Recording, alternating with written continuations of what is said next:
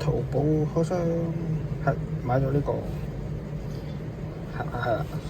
係收視式嘅 cam 啊，即係放大疆嗰隻 DJI 嗰隻唔知咩啊，唔記得咗點多，係啦，呢個就牌子，但係咧我又唔知得唔得喎，所以試下實測下呢個會唔會服啦嚇。好，就陣間會充好電，就會試呢個 camera 嘅，係啦嚇。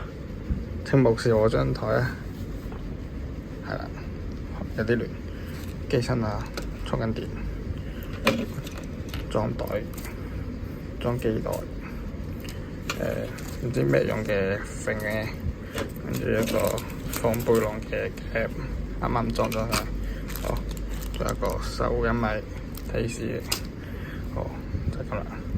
充完電真係會試下係點嘅像素質素同埋佢嘅程度係點，即係畫面嘅話就係點，會試埋俾大家睇下，值唔值得買？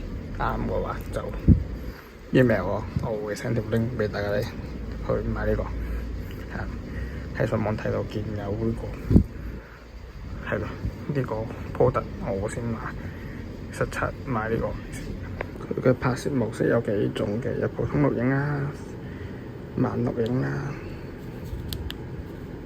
有實時循環、普通拍照、自動拍照、連續拍照同定時拍照嘅技術，係啦，就係咁多。好，我哋出咗一個 mode。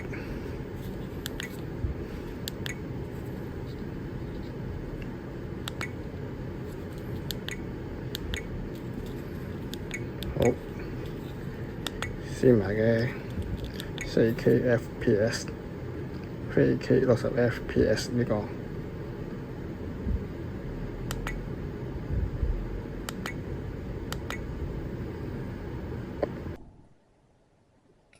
依家就係呢個 4K 60 FPS 呢個 move 睇出嚟嘅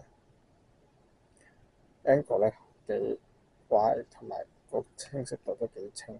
即係我而家係拍緊呢個角度嚟睇，但係電腦角度嚟睇應該係可以清好多。係啦，個收音咧就距離我大概2隻手掌位左右。如果你聽到嘅話咧，覺得哇好清晰嘅話咧，咁呢個都值得買，係啦，就係咁啦。